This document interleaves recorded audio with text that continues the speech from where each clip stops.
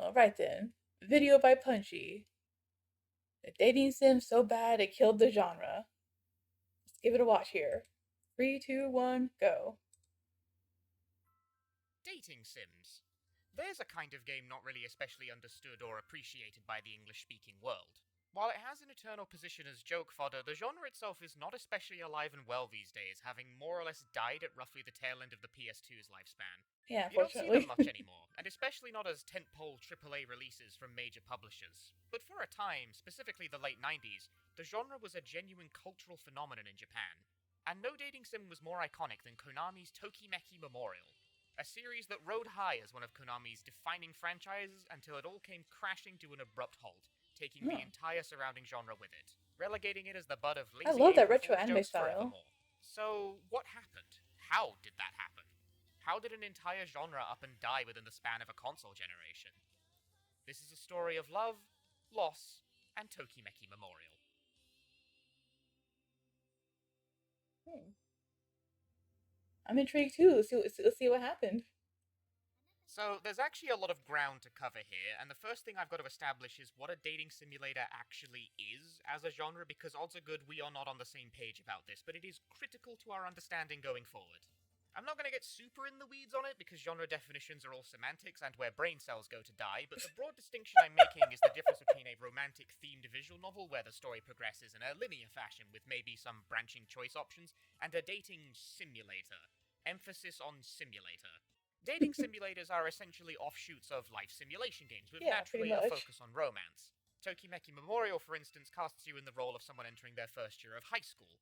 You take them through 3 years of high school life, raising your stats through various means, and the events of the game change reactively to that, like a mini RPG. Yeah. Genealogically speaking, this genre has roots closer to so-called raising games, like Princess Maker, than it does to the visual novel, even if the two genres often have similar styles of presentation. Not all of these games necessarily look like spreadsheets, though. Various games in the genre have different ideas about what it means to simulate. But as a general rule, dating sims are mechanically driven, visual novels are not. There's a lot of words that have been written attempting to define, say, the difference between a JRPG and a Western RPG, which is a debate I am absolutely not here to settle. But the Oh most yeah, that's commonly a big accepted, debate. if Let's not not worry about incredibly that. precise, distinction is that JRPGs focus more on character driven linear storytelling, while Western RPGs tend to emphasize player freedom and exploration. This is vibes based, and I'm not presenting this as flawless, but it is quite a widely accepted idea.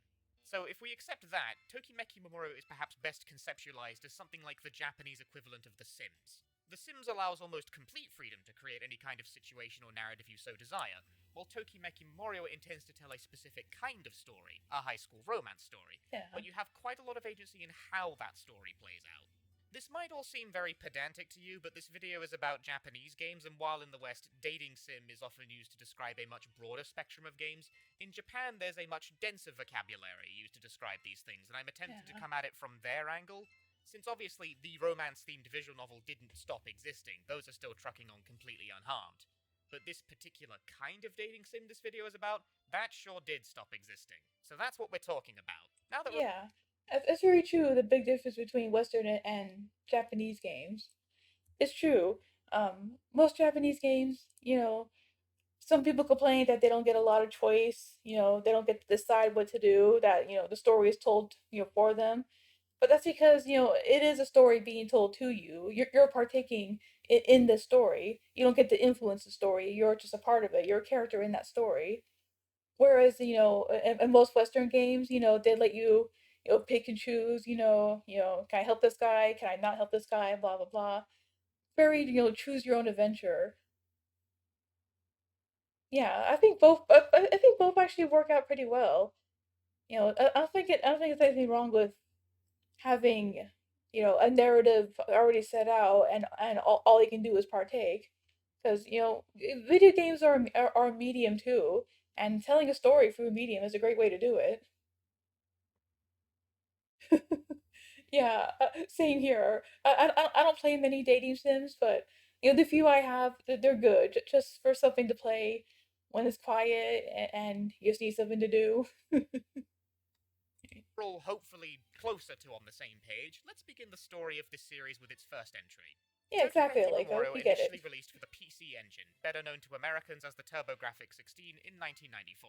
It was well regarded on the platform, but didn't immediately hit it big. Its notoriety as a quality game grew via word of mouth, and then in 1995, when the game was ported to the PlayStation under the name Tokimeki Memorial Forever With You, is when the game truly became a hit, selling over 1 million copies in a year on sale. That might not sound very impressive by today's metrics, but by the standards and size of the 90s Japanese video game market, that's a bona fide mega hit. Yeah, it's When pretty Tokimeki good. Memorial is discussed online, the PS1 version is almost certainly the version most people are going to be thinking of, so that's the version I'm using in the background footage. Let me give you a brief-ish overview of how playing Tokimemo actually works, both to attempt to explain the appeal and so we About character AI? Oh my god, no. That can't be the future of dating sims. Just having a character AI. Yeah, this is my AI boyfriend. He agrees with everything I say. That's sad. No, don't let that be our future. It's not our future. have vital mechanical context going forward. As I said, you take on the role of a high school freshman who you can name. You have just entered Kirameki High along with your childhood friend who you have slowly drifted apart from, Shiori Fujisaki, the most popular girl in the school, setting you up with a romantic interest to pursue right out the gate. The prologue informs you of a local legend that a couple that confesses their love under a nearby tree of legend shall be happy together for eternity. You are then thrust at an That sounds inscrutable interesting, grid of like I'll icons check and it out. tacitly I'll check it out encouraged to press sometime. one. Tokimeki Memorial doesn't have a tutorial. You're meant to employ a combination of experimentation and reading the manual, which is fine, as we will see, but can initially be a bit much. These icons correspond to an activity you can make your character partake in, like studying literature or exercising, represented by these adorable little sprite animations. Your stats will go up according to what you pick, some others may decrease. Specific stat increases are also mildly random, with each individual day either being a success or a failure, which affects stat gain. Picking an activity Stress is commits going you to up that too. activity for a given week. This is the means by which you shape your character, and for the actual story, your story, to start taking place.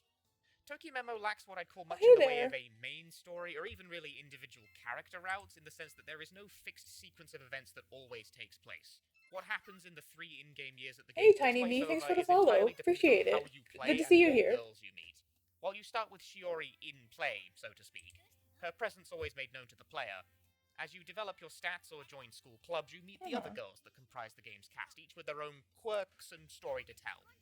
How you get this They story all to look play so out is retro by, anime. I absolutely well, as love you would it. expect from a Such dating a sim, classic style. inviting them out on dates and progressively learning more about them. You know, kind of almost like how you get to know someone in real life if one was to touch grass. Oh, hey there, Tiny Me. Good to see you.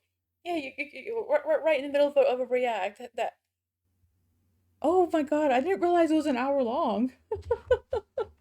But I think it's interesting to explore because it talks about a dating sim that was apparently so bad it killed the genre. My goodness. So yeah, let's keep it going. Let's see what we learn here. Like, how was it so bad? Instead of making senselessly long videos about Japanese dating sims. On dates, you'll be given a dialogue prompt in response to whatever is currently happening. Pick the response the girl vibes with, she likes you more. Yeah. Sometimes you get little mini-games representing aspects of school life, like the sports festival, where your performance is informed both by your ability to press buttons good, but also your stats. Do good at these, girls tend to like you more. Simple stuff. So far, this probably sounds a little basic, Well, but that's a tough Tokimemo girl right is in there. fact a video game with a Oh, it's a difficulty tough curve girl. and all that, so how does it mix this up? How does the game prevent you from just spending all your time Okay, with no one problem, character Coach and Shadika. relaxing? Thanks for The being answer, here. folks, is It was really great. It was great. explosives. Thank you for stopping by. When you ignore a girl for too long or are just forwardly dismissive of her, rumors about you start to spread. Visualized as a bomb next to a girl on this little chart you can view to keep track Uh-oh. of how all the girls feel about you. Notably, And girls viewing can be this pretty chart requires vindictive, you to phone too. your sole male friend, which consumes an entire day of in-game time, so there is an opportunity Yeah, just like cost in real, associated with even like checking in real life, you know, girls can be pretty vindictive. You don't want her to spread rumors about you. this to confirm. You could use that day to phone a girl and plan a date, after all, or simply spend that Sunday sleeping in to recover stamina and stress, which are also things you have to concern yourself with. Yeah. I used to find it really silly that using the phone consumed an entire day, but now that I'm nearly 30 and the pandemic eroded all of my social skills, I totally get wanting to go to bed immediately after making one phone call. I know If the you feeling. continue to ignore a bomb or are continually rude to the girl harboring one, it will explode, harming your reputation with all girls. This isn't an immediate fail state, but it does set you back, and it can cause a kind of cascading failure where bombs set off other bombs, causing your romantic stonks to plummet. And Not yes, if you were stonks. wondering why That's Konami not stonks. includes Fujisaki as a character in the Bomberman games, this is why. Now you know. Huh. A fucking motorbike just drove past my house when I was recording. I hope that didn't pick up on mic. Dispensing with bombs is done by satisfying the girl that you're not actually a jerk. Taking them on a nice date or giving them a good birthday present are the two main ways to accomplish this. Yeah. Straightforward enough when said out loud, but the compounding complexity of this system is the beating heart of Tokimeki Memorial, not romance. It's simple to explain, more but about tricky to fully relations, keep actual on top romance, of. huh? As the game goes on and your stats improve, you will inevitably meet more girls. More girls means more plates you have to keep spinning, as all girls are prone to bombing if kept at arm's length for too long. I'll not analyze the societal implications of that last sentence too strongly, because as a mechanic it's fun to play with and keeps the game moving. By the end of the game, you end up in a hectic rush trying to keep about a dozen characters happy with you so the bombs don't cascade and kill your shot with the girl you're actually trying to get with by the end. The greatest sleight of hand of Tokimeki Memorial That's like a lot is to keep that while track it of bills too, itself actually. as a dating simulator, it is actually a strategy game. A surprisingly complex strategic game emerges as a result of these simple systems that lends itself to a pretty varied set of possible playstyles across multiple runs, particularly as you replay to see Yeah, different true, routes Wolf, and but gear your also character towards specific the goals. girls get upset if you're you trying ignore to them for woo too a long. sporty girl, for So, instance, trying to academic balance all stats are that of little out. importance to you as she doesn't value them, and cultivating them will only result in the more bookish girls introducing themselves, which gives you additional difficulties. But oh no, you neglected your studies entirely too hard, causing you to completely fail your midterms, which forces you to take remedial classes, which in turn forces you to miss mandatory sports club practice, getting you kicked out of the club altogether, ruining your game plan for the run. So you still can't afford to play in a thoughtless way. Maybe that's why this game failed, or burned the genre down. Real life is stressful enough, and to keep track of all these fictional chicks too, forget it. Since if you have a specific route already in mind, adding additional characters usually just complicates the playthrough.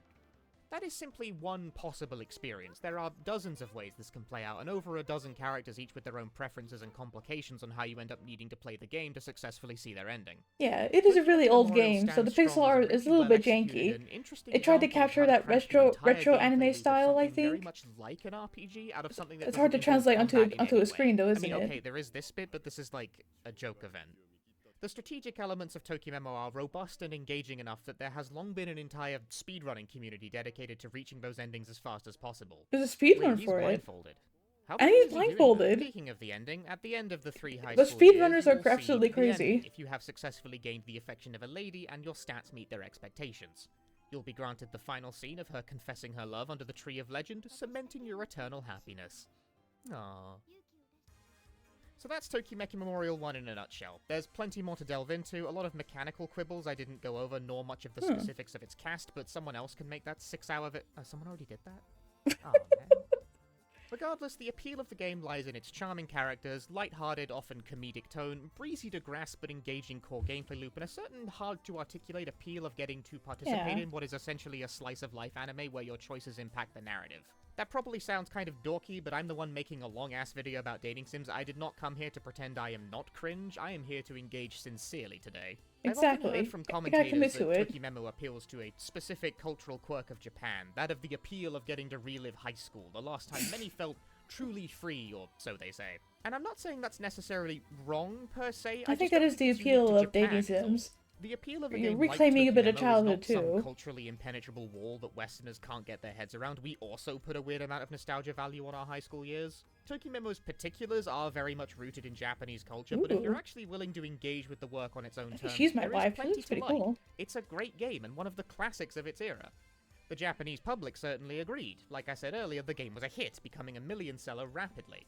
Konami, being quick to recognize they had a good thing on their hands, ported the game to everything they could, getting Saturn, PC, and Super Nintendo versions out the door. Oh wow. Yeah, a Super Nintendo version. A This Super game was Nintendo released version? on the PS1 and then backported to the Super Nintendo after the fact. A thing I have That's pretty literally good. no other examples of happening ever, so that's a novelty. Incidentally, this Super Nintendo version is at the time of writing the only okay, Wolf, version don't worry of the game about with it. a completed English fan translation, which, while not ideal since this version obviously has a lot of bells and whistles of the PS1 version, like the artwork and voice acting, either downgraded or removed entirely, but it's not as bad as I'd heard. I played it for this video and was surprised to find rumors of its inferiority hugely exaggerated. It is a downgraded port, and it certainly takes a hit to the charm from the lack of voice acting, primarily, but the basic gameplay loop is as solid as ever, and content-wise there are surprisingly very few omissions. This is a complete Tokimeki Memorial experience, and while not the most famous version, there is no reason you can't come to understand the appeal of the game through it. No, sadly, what's most likely to keep English speakers off really getting it in this case is the translation itself, and that's really mean to say, I know. Fan translations are difficult and time-consuming to produce, and I'm not really saying I could have done a better translations are job pretty myself. hard, yeah. I'm a crap translator, I just don't have the experience writing characters or dialogue that you really need for it, nor am I a completely fluent reader of Japanese in the first place. I make do, obviously, hence this channel's output, but I digress. Yeah. Point is, the only available fan translation, is littered with awkward, stilted, redundant, and overly literal dialogue that deals critical damage to the charm of the game, and that's not a trivial problem given it lives and dies on its character writing. It's functional. That is so true. That's one of the hardest parts of translating Japanese a little. Yeah. Because the Japanese language has a pretty, it's easy to understand once you get it. It's pretty structured.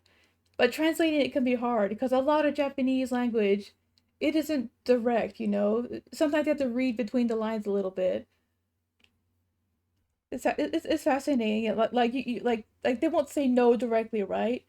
Like, hey, do you want to get some coffee?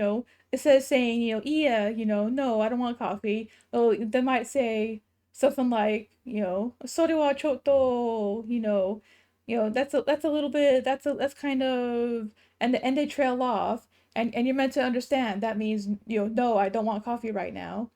But if you're trying to translate that directly, I can imagine that's why some people get tripped up and confused because they don't directly say no. So how do you translate that? So translating Japanese is really, really hard. This isn't a problem of misunderstanding. I would know. I'm a translator myself. Problems of style. Like, example time, one of the more bizarre style choices is when Asahina is introduced, the English patch attempts to use this red-colored text to indicate a labored tone of voice in lieu of any attempt to make the dialogue sound punchier. The Japanese version never uses colored text. This is an invention of the ROM hacker, and it's a really weird attempt at a workaround for weak dialogue. It's not great, but I'm not going to labor this point any further because, again, it's kind of mean and rude, and I feel bad about including this aside at all, but I'd feel worse uncritically recommending non-Japanese speakers to jump into the patch without this caveat. If you're going to venture a trip to the English patch, yeah, I do speak some Japanese. I convinced you I'm it was worth a try, not fluent, mind, prepared to do but I know enough to be a translator the characters come off as kind of and flat to and the dialogue sometimes check nuance based on I promise context. you there's a reason many people fell in love with this game's cast originally. And many did indeed fall in love with the cast, with particular attention I agree, towards its Aiko. main heroine, Shiori Fujisaki. Learning a new language is always hard. A whole awkwardly rotoscoped music video was made for her character theme titled Oshiete Mr. Sky. This was aired on television. Wow. I cannot tell you what the earliest example of an animated character as musical act was, but this was way out in front. All of this is to say that Tokimeki Memorial was a sensation, and its phenomenal success sparked a huge boom in the dating sim genre. Got put on it was TV, not the wow. first dating sim, to be clear. It's predated somewhat by a handful of other games with varying claims to genre originator status. But Tokimemo was definitely the genre popularizer, and by God did it popularize. In an instant, everyone was getting new dating sims out, left and right, many considered very good in their own right. This was the golden age of dating sims, with releases like Enterbrain's True Love Story series, the Noelle games, and the Yarudora games, to name a few. Each hits in their own right, All these trying to copy Tokimeki Memorial, for the day. Also of note is that parallel to the release of the original Tokimeki Memorial, Koei's series Angelique would soon hit the scene.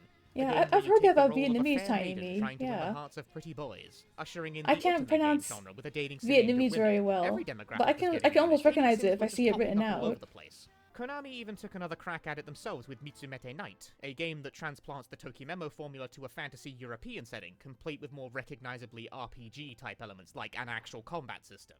This game is also really quite good and probably deserves a video in its own right, but the real second main tentpole dating sim at this time was actually Sega's Sakura Wars, which mashed up the dating sim formula with a strategy RPG and saw immense success in Japan for it. It, too, was never translated officially, which is a shame because it was so clearly ahead of its time.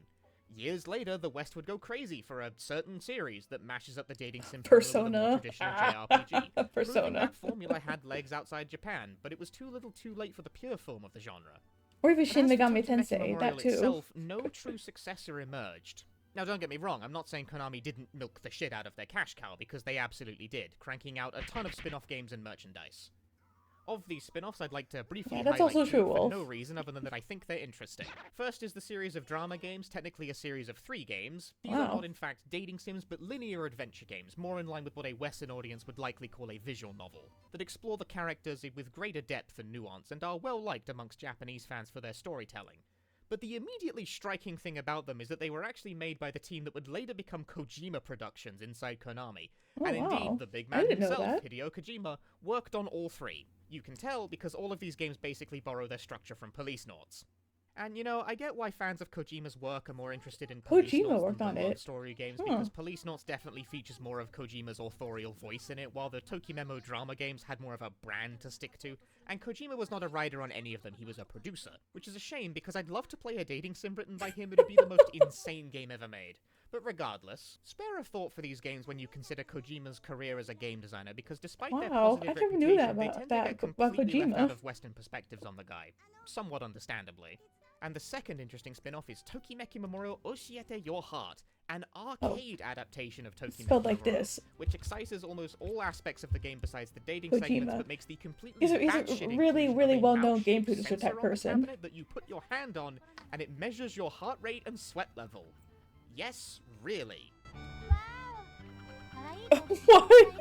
It measures It does your this heart in in order real to time? determine how your responses go over. As in, if you say something excitable but your heart rate and sweat levels are low, the girls might read your response as a joke or otherwise insincere, which may be good or bad depending on the context. That's wild. Apparently this led to players doing all kinds of stupid shit to gain the sensor reactions, like doing squats near the machine to get their blood pumping, or conversely squeezing their wrist to halt blood flow while the machine read their pulse. That's If the absolutely fact this game was crazy. popular enough to receive a port to the arcade with weird, unique, bespoke hardware gimmicks doesn't convey just how popular it was at its peak, then I don't know what will. But while spin-offs are all well and good, where was the actual Tokimeki Memorial 2? The dating sim boom had fully spun up, and a sequel seemed like nothing but a sure thing commercially. But years passed and nothing materialized. For a point of comparison, in the time after Tokimeki Memorial Did 1 it capitalize on its launched, Enterbrain popularity? managed to get not 2, not 3, but 4 games in the True Love Story series out, Wow. fully capitalizing on the popularity that Tokimemo helped to establish. But, eventually, Tokimeki Memorial 2 would launch on November 25th, 1999, a mere handful of months before the PlayStation 2. Nowadays, 5-year gaps between main installments in major franchises is a norm, but back on the PS1 days it was completely unheard of, because that was the span of an entire console generation. So what the Yeah, hell? that's true. That's also true. Game development takes super, super long these days. It's absolutely crazy. To think that back then 5 years was seen as an outrageous time to wait, but nowadays 5 years you're like, oh, okay, 5 years, all right, I'll wait. Amazing how things change across time. That 5 years back then is just was not acceptable. That's probably why they lost a chunk of their popularity too. If it took that long to make a sequel back then. Back then, quality was a bit higher, I think. So waiting that long seemed unacceptable. Maybe. It's fascinating. What were they doing all this time? How did it turn out? Well, if you've been following along, you might have an idea where this is going. But you'd be wrong, because Tokimeki Memorial 2 is a masterpiece. A masterpiece.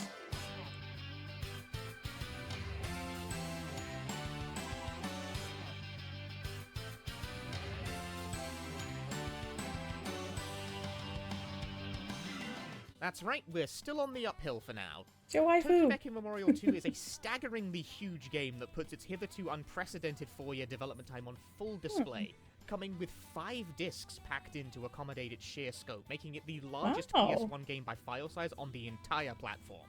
I think. I did try to double check that. Riven also came on 5 discs, but I'm pretty sure Tokimemo 2 wins out in terms of storage. Whatever. Now, Tokimeki Memorial 2 is not structurally incredibly different from its predecessor. You still play out a high school life by selecting activities and cultivating your stats accordingly.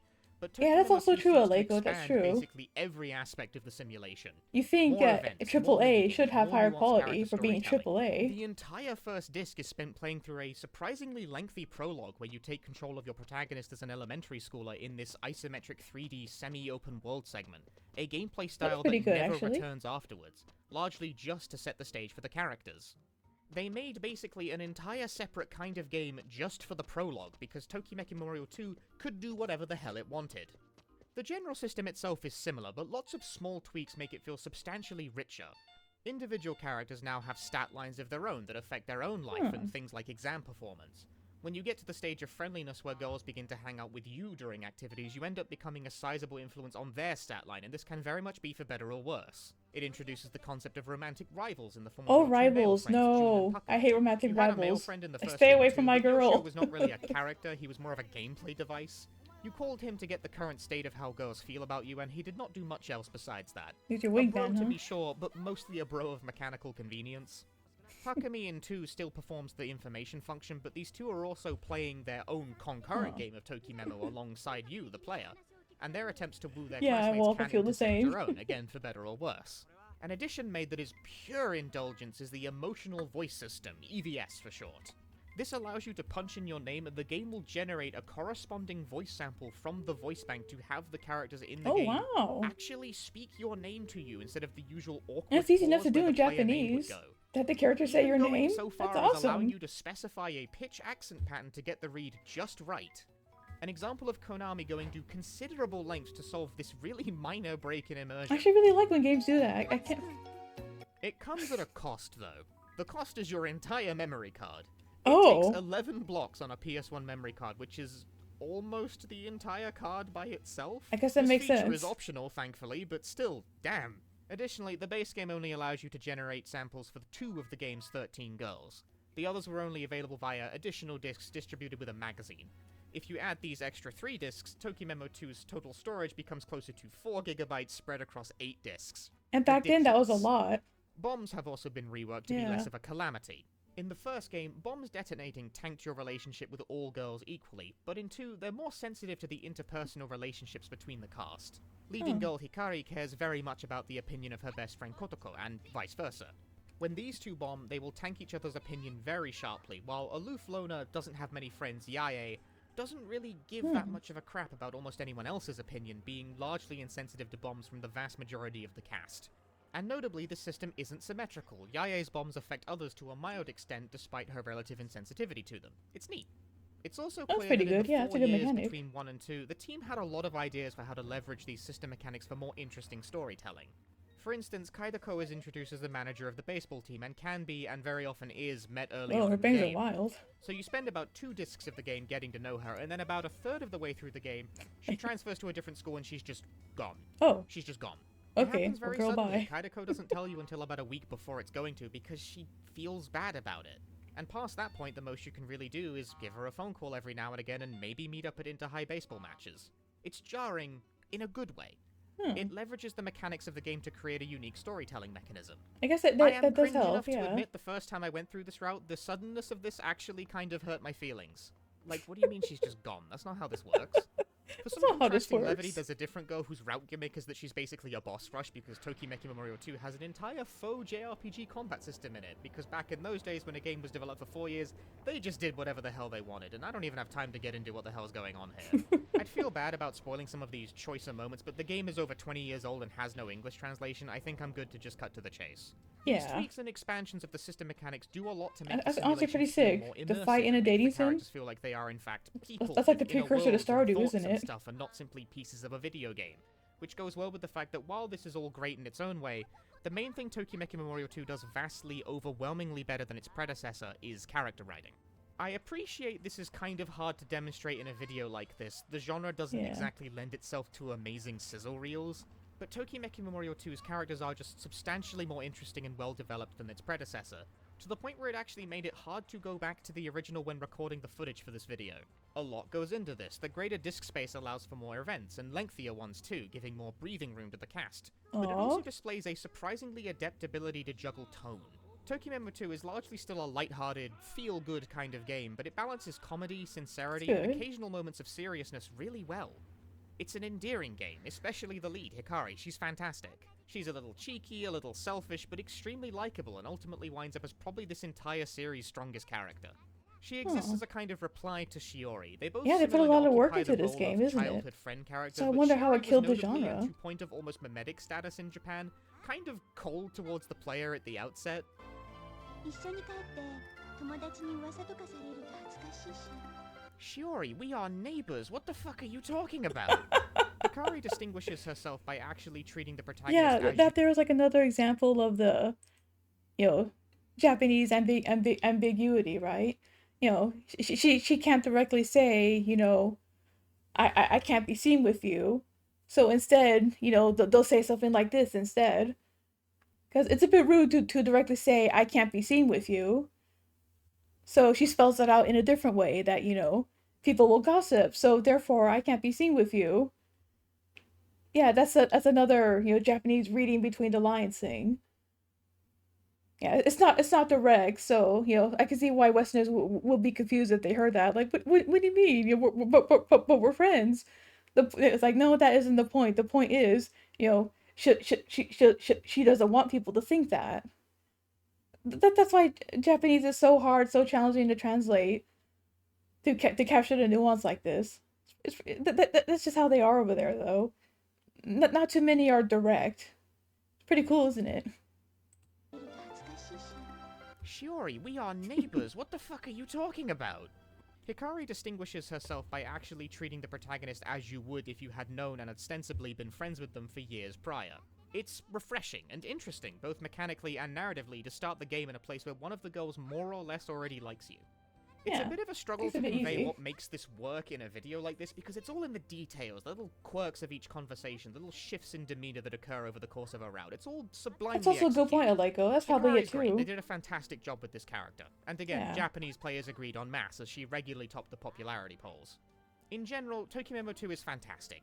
Understand that I say this full in the Yeah. knowledge of how stacked the console's library is, but Tokimemo 2 is genuinely one of the best games on the PS1, and only its status as untranslated keeps it from the recognition it truly deserves. Oh. I would go as far as to say, and this might be a controversial opinion, I don't really know, there isn't much of a fandom for dating sims in the English-speaking world, that Yeah, not Tokimemo 2 really. is just the singular best game in its genre. I haven't played a better one. Now, despite players and the press of the time being roughly as enthusiastic as I was about it, Tokimemo 2 did not sell as well as 1 did. Oh This no? likely had little to do with quality, as I've gone to great pains to impress, but more to do with timing. Tokimeki Memorial 1 created a boom in demand for the genre, and had its Huh. sequel released a year or even 2 after it, likely would have been a hit of seismic proportions. But by coming out at the tail end of the PS1's life, it largely missed out on the market boom that it had itself That created. makes sense. This is not to say that That's when it Tokimemo came 2 out, sold huh? badly. It enjoyed sales that were strong enough to be considered a great success, but it did not go supernova like 1 did, so to speak. The dating sim market was in something of a decline after the huge boom in popularity it experienced after Tokimemo 1, but this could be seen as relatively normal. There was a surge of interest, Huh. and then it leveled out somewhat by the time 2 released. Nothing about this necessarily precipitates the more or less complete genre extinction that would end up happening, but we'll get there soon enough. Notably, 2 was not ported to anything interesting. besides the PS1, and it took 10 years to even get a reissue of it made available through the PlayStation Network. A game that, while not exactly an unfortunate child by any means, was certainly a victim of timing. But it was That nowhere would hurt near it as a much a lot, victim yeah. of timing as what would happen next. Oh dear, what happens The next? year is now 2000. The PlayStation 2 has been released, and Konami does something pretty out there, at least for its day. They open a crowdfunding campaign. Now, crowdfunding video games is super common nowadays, but it was virtually unheard of in the 2000s, let alone from a Wow. powerhouse like Konami. But sure enough, Konami opened what they would call the Tokimeki Game Fund, a campaign to gather the funds to produce 2 games, Tokimeki Memorial 3 and a spin-off Tokimemo aimed at girls, called Girls Side. Oh. This was such a sensationally out there move for the time that it even broke surface in the English-speaking world despite not being accessible or even really that relevant to non-Japanese people. I was able to find contemporary articles from both GameSpot and the New York Times covering the campaign. Now, this Wow. was not like the kinds of crowdfunding campaigns we see nowadays. This was not a Kickstarter. This was a real honest-to-God investment trust developed by a financial security company registered in Bermuda for tax reasons. People who bought into the fund became real investors who stood to gain money if the games performed well, with a minimum buy-in of 100,000 yen, roughly $1,000 at the time. That's Well, if that crazy. wasn't a I didn't depressing know figure, that. right? Also, unlike a Kickstarter where the only thing you risk is your initial payment up front, this was a real investment trust, so participants were exposed to financial risk in the event the games underperformed. But more similarly to a Kickstarter, perks were offered for higher amounts invested, like Wow, names in the crowdfunding game's even credits back or then. receiving a special investor edition version of the game. What isn't super clear to me, a future person who cannot perfectly view things through the lens of late 90s, early 2000s Japan due to not being Japanese, is why Konami wanted to attempt this kind of bold approach to funding a video game in the first place. Yeah, why? Konami wasn't exactly a small player in the industry, after all. My best guess is that it had something to do with the overall economic downturn that Japan was experiencing at the time, the so-called lost decade. I'm not going to get super in the weeds on that because, frankly, I've been living in an economic recession pretty much since I was born, so whatever, Japan, you're not I special. know the feel, buddy. Me Jokes too. aside, the Me problems too. began here almost immediately. Konami sought to raise 1.2 billion yen via the fund, but only 770 million yen actually managed to materialize, forcing the two games to be developed on little over half the expected budget. Additionally, Tokimeki Wow, Memorial that's 3 was crazy. targeting the PlayStation 2, which was new and unfamiliar hardware to the team. The console generation gap could be unkind at the best of times, but as we will see, it hit Tokimemo 3 particularly hard. Ultimately, Tokimeki Memorial 3 floundered at retail, only selling about 150,000 units, resulting in a huge loss unfortunate. for Konami and everyone who placed their faith in the company by investing in the fund. What's more, it was a failure that reverberated so strongly the entire genre of dating sim in general never recovered after this. Tokimemo that's itself what would go happened, dormant, and there would wow. only be a handful of other games of this type released on the PS2 before the genre would ultimately fizzle out of consoles entirely. Konami never tried this funding strategy ever again. I don't blame them. So the That sounds question pretty now is rough. obvious. Why? Why did the game bomb? Well, not to bury the lead, but it's because the game is bad. If you've made it this far into the video, congratulations, you've gotten to the fun part where we get to dunk on a game that sucks. Oh, here we go. Oh dear, how bad was the third game? How bad was it? I'm a bit scared now, chat. What's gonna happen? Tokimeki Memorial 3 released in December 2001, just slightly over 2 years after its predecessor. Not an unheard of amount of time for releases in those days, but compared to the 4 years that Tokimemo 2 spent in the oven, didn't set the game up for flattering comparisons. Nevertheless, Konami did set out to treat this thing like the premium release it was, producing real gaudy collector's editions that come in huge pink boxes, roughly the size of my entire torso. Fortunately, due to 3 being a bomb at retail, I was able to get one of these for like $30, a decision I do not regret in the slightest. Wow. Before I jump in, I'd like to thank my friend Will. You can find him at Twitter at Altagonio for helping with the production of this video. He helped with organising the writing and translations, but he also massively helped this segment of the video by recording his own playthrough alongside mine, and sent me the footage, which was very nice of him. That's He good. posts about Japanese Teamwork. games, and if Teamwork's you've a made it this dream far work. into the video, I assume you're into that sort of thing, so maybe check out his Yes, writing. finally, we're on to the interesting Okay, part of the back to video. it. Let's dunk on a bad game. Pop the disc in, and you are Let's see greeted how by a bad it is. disembodied voiceover explaining the game's framework to you. 3 doesn't have any in-game way of explaining this to you for some reason, so it opts for this instead. It's basically the same setup as the first game, except you are attending Moigano High School instead of Kirameki High, and instead of a legendary tree that confers eternal happiness to those who confess their love under it, it's a legendary hill instead. Huh. Then the opening That's theme different. song plays, and things start to go wrong almost immediately. Yeah, that friend is a hero.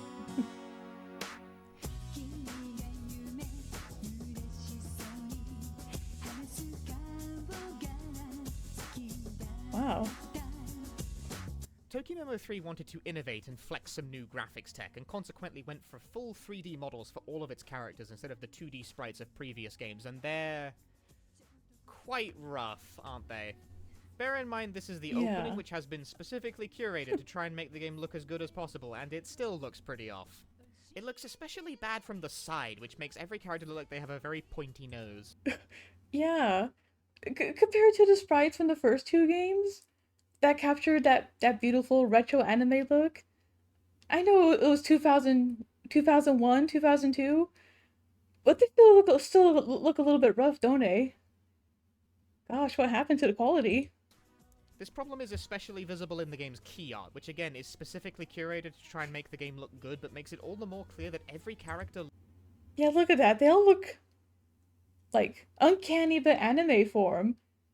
Uncanny anime, uncanny valley but anime form. They're just staring into the void. There's nothing there. I'm starting to see where we're going now. looks identical and only seems to meaningfully differ in terms of hair color and style. It might seem silly to harp on graphics at all, but these games are, to a much greater extent than most other kinds of game, really reliant on having a charming cast, and it's a bit difficult to buy into that when they all look the same. But okay, let's actually start playing the game. The emotional voice system is back, and to spare a nice word for the game at the outset, I think it's much better implemented in this game. The voice synth is more natural, and it doesn't require 3 discs to create voices for all the characters. You can even set a form of address on a per-character basis. It still eats a huge amount of memory card space, which makes this impractical to actually do, but if you're willing to dedicate an entire memory card to it... They still say your name at least, that's The good. game's actual intro is both very banal and profoundly meaningful, as the protagonist sets out on his first day of high school, but taking a sentimental detour to the aforementioned legendary hill, which you, the player, already know about because of the disembodied VO, and you, the viewer, already know about because of my disembodied VO. When you get there, a cartoonish amount of cherry blossoms swirl around you, and you meet... a girl. A girl. Behold, woman. We then immediately Behold smash the cut to class woman. with our protagonist apparently having not even attempted to say a word to the girl we just met, so I am forced to conclude we just stared at her for a few minutes before spinning around and leaving. A second girl, Yukiko Makihara, introduces herself as having gone to the same elementary and middle school as us. The protagonist doesn't recognize her literally at all and is casually dismissive towards her as a result, internally saying she didn't leave much of an impression. Compared to the first game, where the protagonist is openly into Shiori at the outset as a means of giving you a goal to work towards, and especially compared to 2, where they tried really hard to make the friendship between the protagonist and Hikari evident and believably warm, the protagonist's complete lack of enthusiasm towards Yukiko is both really goddamn mean and kind of frustrating from a narrative standpoint. If the game itself can't feign interest in its characters, why should I? We Yeah. then meet our first romantic rival, Yabe, inquiring about our relationship with Yukiko. When we tell Yabe we don't know much, he calls us useless. And then our second rival, Shiratori, shows up pretty much just to say that we suck and he's so much better with the ladies who will all immediately fall for his charms.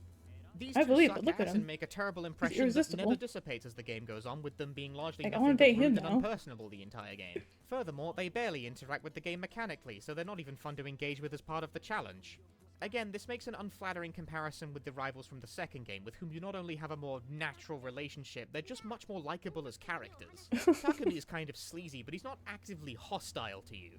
And Jun has his own little plotline playing out over the game, and it's rewarding to see it through to its conclusion by playing Wingman for him, adding an Yeah. extra layer to that game.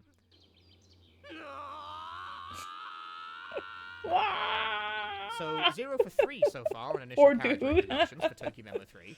Rounding out this shit show of an opening, we bump into the girl we Harsh met on the hill at the haircut, start of yeah. the game, and our protagonist flags her down and very awkwardly asks for her name, because, you know, we saw her on that hill and didn't ask.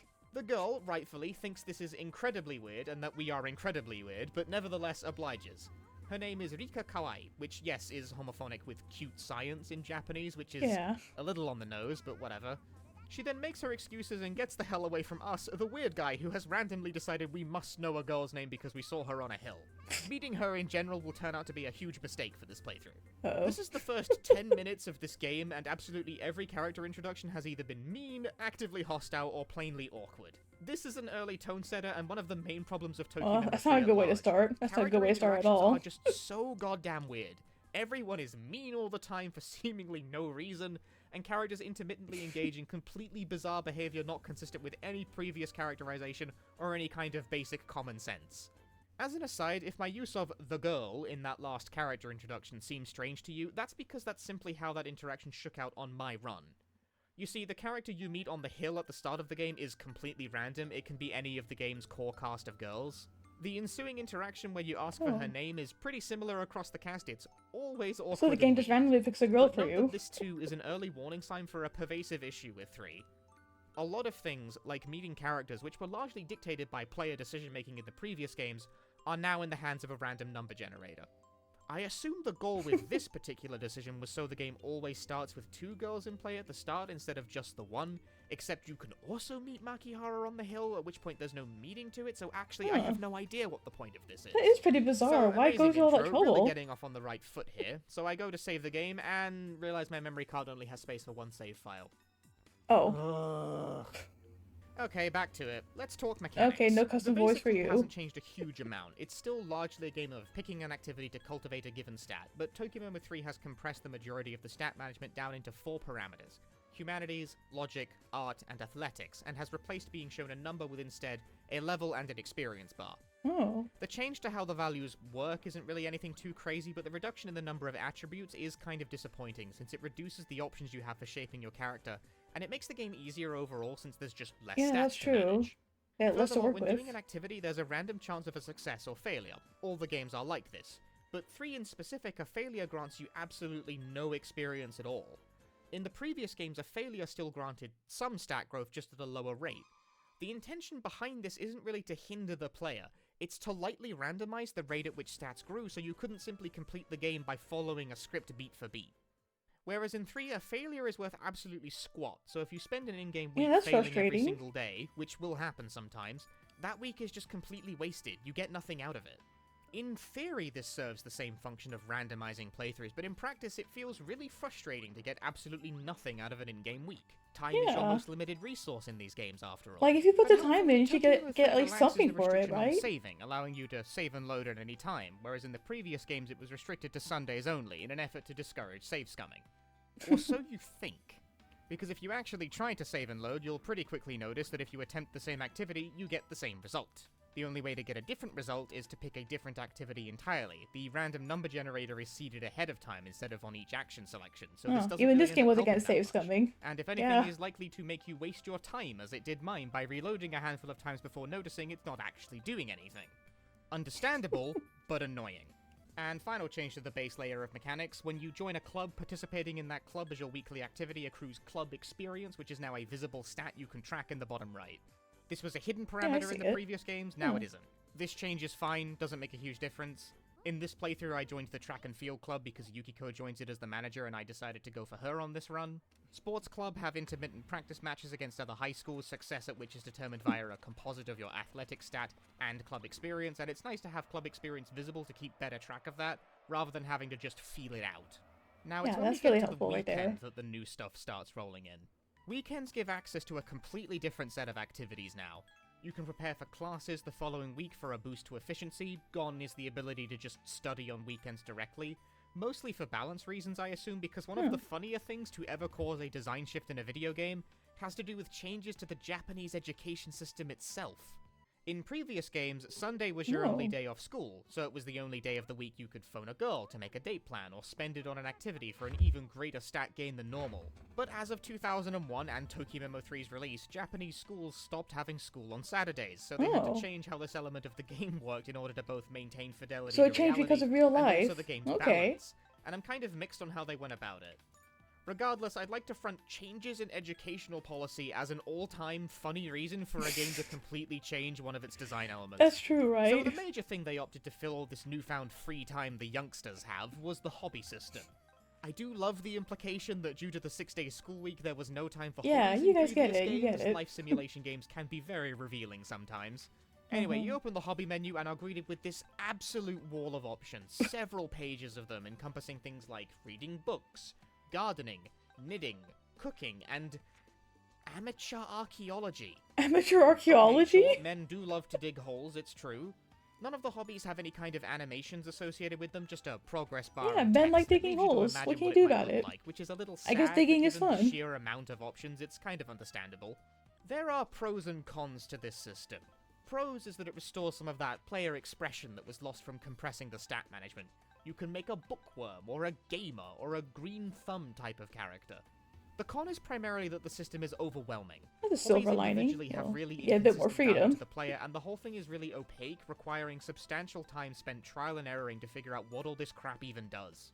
Options tend to explode out into even more options. You purchase gardening tools and the menu expands for you to grow like 8 different kinds of flowers. You buy a video game catalog and you get 7 different genres of game to individually purchase because you can be a That's a gamer lot to inside keep of your track dating of. sim. All in all, Almost there's too close much, to huh? genuinely 100 options to filter through here, and it's 100 just options. kind of a lot. Hobbies like cooking grant pretty ready access to useful items that lower stress and restore stamina strongly, to the point where you basically never need to use the rest command anymore. A thing you needed to manage in previous games or your character would become ill. It's an extremely strong hobby. Meanwhile, archaeology just surfaces largely pointless and ugly items like a rusty bell for you to decorate your room with.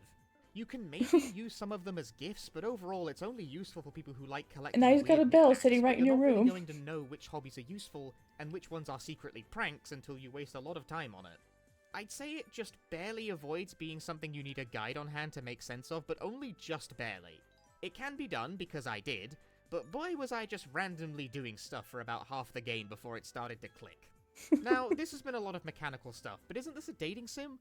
Where are the dates, Punchy? When do I get to go out with a girl? Yeah, where are the Can't dates? rush love people. Or at least Tokyo Memo 3 certainly thinks so, given that the journey it makes you embark on to simply be able to go on dates, you know, the basic thing you're meant to be doing in this game, is absurdly roundabout.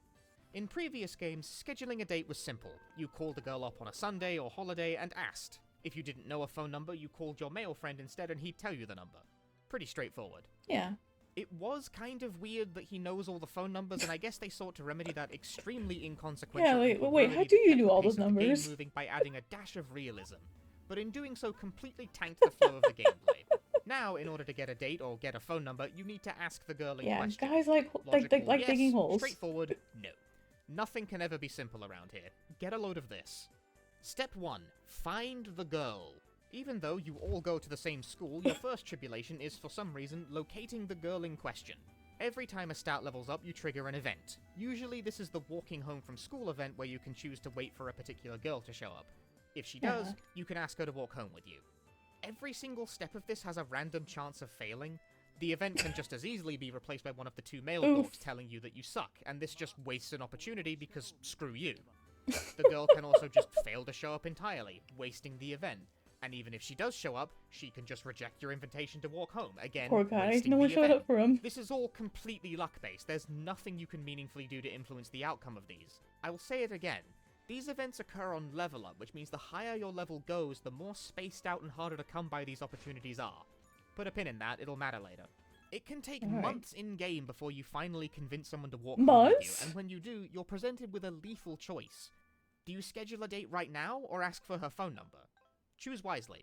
You need phone numbers desperately to even play the game, because if you have a phone number, you can call a girl directly instead of having to play this walk from home school. Oh yeah, so roulette I know the horseshit. feeling too. But asking for phone It's numbers, rough. again, like everything else in this process, has a pretty high chance of just failing outright, wasting a rare chance to get something going. It's a little safer to immediately attempt to schedule a date, but again, you can just get declined, and even on the date, you may not receive a phone number.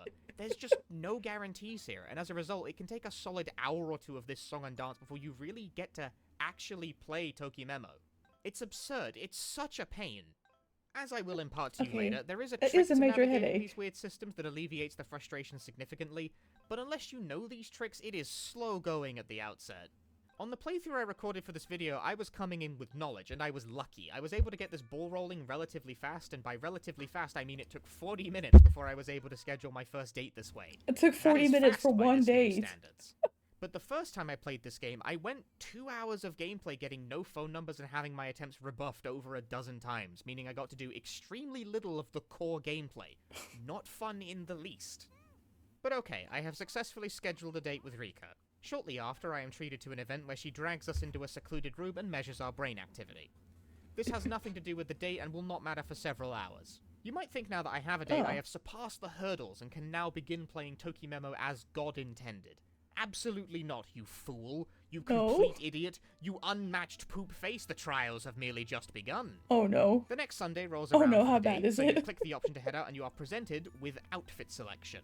This screen is the source of much agony and annoyance, but you wouldn't think so looking at it. It's a simple screen. You have a selection of shirts, pants, and shoes, and some accessories like baseball caps with which to create a fit. You've got some Yeah. options that are a bit much, like a business suit and dress shoes, but that's presumably for special occasions, you know, context and all that. I settle on a pretty normal-looking outfit of this green polo shirt, blue jeans, and trainers. Yeah. I radiate normal dude energy right now. That is a normal Here's dude how outfit. that goes.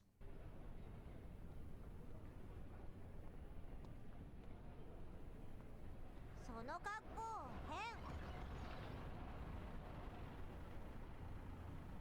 さーて帰って実験しようっと Wait, she just leaves him? And that's your date wasted. Go back to the walk from home slot machine, dipshit. So, yes, if you show up to a date wearing an outfit your date considers sufficiently hideous, they will just wholesale walk out. What? But that's just what guys wear, right? Right? Like, oh, like I worked in retail. This is just what dudes wear. This is what they wear. No, not at all. That's because that's just crazy. Like you're just a dude. You're dressing up, and then she goes, yeah, I'm gonna go home now. Bye. Like, girl, what? You go to all this trouble, making arrangements, making the dates. The guy looks great. He's wearing a polo shirt. He's just a dude, right? But that's not good enough for her, apparently. She doesn't want some dude, apparently. Okay, that is insanity. Are you kidding me? Wow. さーて帰って実験しようっと。 You failed the drip test. You failed the drip test. And that's your date wasted. Go back to the walk from home slot machine, dipshit. So, yes, if you show up to a date wearing an outfit your date considers sufficiently hideous, they will just wholesale walk out on you. This is a mechanic actually present in earlier games too, but there it's tied to the appearance style that you can see and thus keep track of. And the walkouts only occur if you critically neglect it. Here it occurs based on if the girl thinks your vibes are rancid. But as for why, I could not tell you. I have played this entire game through multiple times, and at no point was I able to make sense of anything going on here. It's just like it's just how some girls are in real life too. Bad. Oh, you give me a bad vibe. Oh, it gives me the ick. I don't like it. Okay, that's why this game failed. It's too realistic. It's too realistic. The girls are just like real life girls, and you didn't play this game for real life girls. Oh, that's terrible. I would never. My God, like, as long as you look nice, if you're not a slob, it's fine. But not for her. No. Oh, get the visor off. I'm going home. Bye. That's crazy. Now we're starting to see the bigger picture. Convinced the outfit system is broken in some way. At this juncture, I waste about 15 minutes of my life reloading a save before the date and changing my outfit to various combinations of shirts and pants, trying to find any outfit that won't elicit a disgusted reaction out of Rika, and I couldn't do it. I got bored of trying to figure it out and just settled on her making the same snide comment that my outfit sucks, but at least not choosing to just leave. If you take an outfit that is borderline acceptable and do something like put on a hat, this will, for some reason, tip that outfit over into completely unacceptable, now causing the walkout. 90% of outfit combinations result in a disgusted reaction. It's completely insane. Just like a girl in real life. Rika is just particularly snobbish and other characters are more lax, but no, every single girl in the game is like this. Why are you all like this? This is something you will constantly chafe against over the course of the game, and it's an example of how subtle mechanical malfunctions color your perception of the characters. Because having to wrestle with the outfit selection every single date where your best case result in most cases is getting insulted, makes you think of all these girls as staggeringly rude assholes. Imagine you go out with someone and the first thing they tell you is that you look like shit because they don't like your t-shirt. I assure you this is comedically rude regardless of culture. This isn't one of those things that makes more sense from the Japanese perspective. Like, how are you gonna be such a hard ass to me when you showed up in this goddamn chew candy looking ass fit? Yeah. Upon giving up and settling for a disgusted reaction, but not a walkout from Rika, I continue the date to the museum as planned. Dates don't play out dramatically differently from previous entries. You go somewhere, the girl will make some kind of comment about what's happening, you'll be prompted for a response, pick the response she likes the most, date is a success. We do see some benefit from the 3D rendering style during these segments, as characters have many more poses and outfits than in previous games. But it comes at a surprising cost to the game's pacing, because characters cannot snap quickly between poses, and sometimes the game hitches a bit and does this weird thing where characters animate between 2 or 3 poses before they answer for some reason. Hello?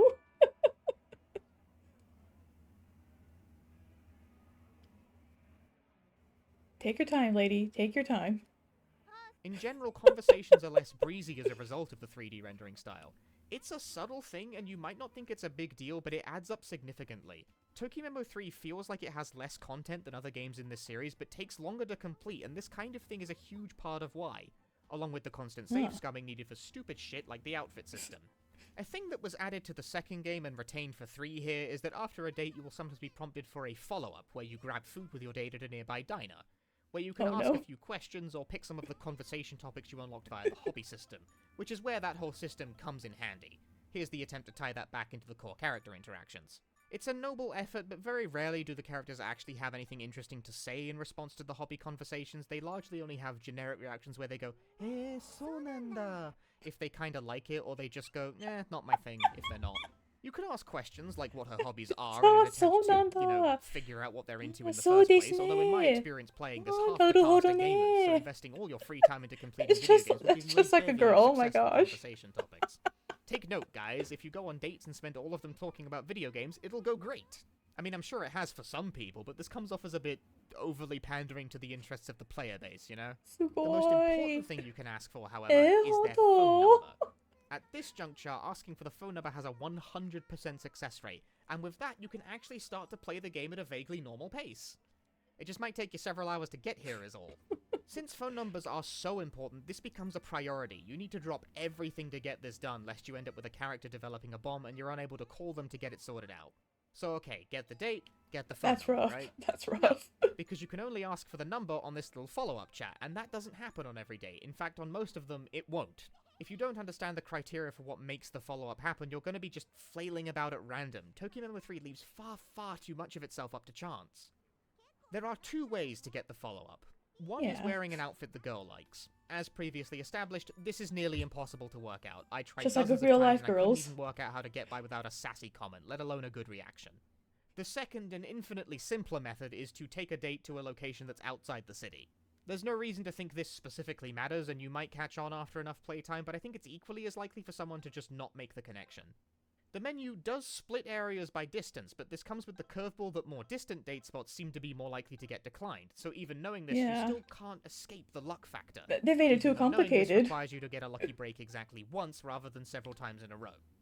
But with all that, we have obtained a phone number, and this extremely frustrating tangent is now over and dealt with. Until you meet another girl. Oh Then you no. get to do it all over again. With another every time. girl. Like I implied earlier, this is so important that when a new character is introduced, you will need to drop everything you're doing to get this done, which is yet another element of this game that causes the pace to crash to a screeching halt every time a new girl shows up. Fortunately, you only need to do this about, likely 4-ish times total across a playthrough. Only 4 times. Unfortunately, this is because the cast size is so small that that is just the maximum number of phone numbers you can get. Cast your eyes back to that key art once more. This is it. This is the entire cast, minus the couple of secret characters who I'm going to brazenly discount because you're unlikely to activate those routes without advanced knowledge, so they're not a relevant consideration for a typical playthrough. We've got a total of 6 girls. Only 6. Compared to the 11 characters of 1 and 2, again not counting the secret characters, this is a really sad That's a cast big size and downgrade in the causes number of characters you all can kinds date. of problems with the base design of the game. But it also just means there's less chances for any given player to find a character they particularly resonate with. Variety is the spice of life, after all. Yeah. The core loop of Tokimemo, to reiterate from earlier, works by escalating difficulty as the game progresses by way of adding more girls to the mix as your stats increase and you cross more thresholds that cause you to meet said girls. Tokimemo 3 can't really do this as effectively because it has exactly 1 girl per stat and a reduced amount of stats to boot, so the game doesn't really get harder as it goes. Once you overcome the initial front-loaded confusing shitshow She's that is the trying to nascent figure type, out huh? these silly ways they've reworked the system, you're probably good to handle the rest of it without much issue. Tokimemo 3 has a very bizarre difficulty balance. She even where it has the oscillates dead between anime very mom easy haircut, and look at that. intermittently very frustrating, largely because so much is left to chance. The reduced cast size also has the effect that repeat playthroughs are less interesting, because in 1 and 2 it is unlikely, albeit not impossible, for the player to meet all 11 characters on a typical playthrough, because the requirements for their appearance increase slightly when 1 is met, preventing the player from becoming overwhelmed too fast. Which means a subsequent playthrough can play out completely differently, because an entirely different selection of characters could end up appearing, including ones you didn't see on your first time through. In 3, it is very likely you will meet all 4 of the characters tied to a major stat every playthrough. There's nothing that'll really shake it up here. The only thing that might is grey hair over here, because you might have noticed 4 girls for 4 stats plus Yukiko doesn't add up to 6, and that's because she exists outside the system. Her appearance condition is largely random, and sure, I guess that might mildly shake things up, Only but the random last thing chance. this game needed was yet another thing left completely up to chance. It's pretty likely for a typical playthrough to not meet her, so most of the time you're looking at only 5 characters total to interact with over a given run. Pretty thin pickings. So let's actually get back to my playthrough in specific. That might have seemed like a lot of broad picture analysis of the game, but it's pretty it's in him line with again. how confusing the first 5 hours or so of the game is. For my playthrough, I chose Yukiko as my desired ending, because she is the game's de facto protagonist and thus kind of the default Tokimemo 3 experience.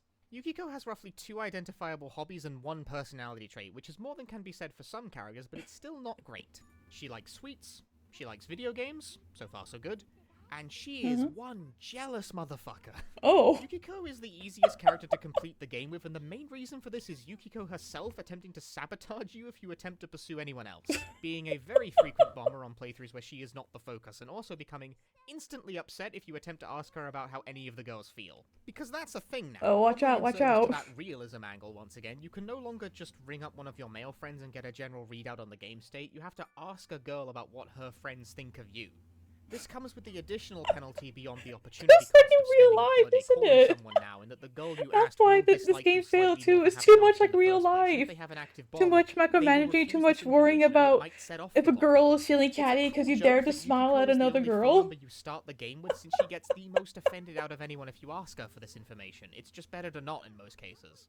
This is again one of those mechanical quibbles where the That's implications may absolutely not have been fully crazy. considered, but it generally makes Yukiko come off as a possessive weirdo, and is one of the many That's reasons true, Yukiko Leiko, that's is deeply true. unpopular It's like even among the rival? slim No, pickings no, of no, Tokyo no Drift race rivalry. You cars. can have her. You can Furthermore, have her, girls can bro. only give you info about people they're friends with, which means you don't even get complete information from asking.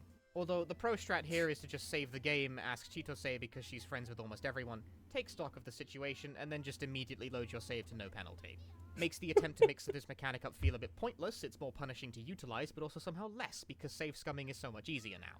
As an aside, at about the halfway point of my playthrough, I got tired and angry of needing to reload every date 10 times to not get a disgusted reaction about my outfit, and I simply looked up how the hell you're meant to deal with this, and I'm gonna save you some time if you choose to play this yourself.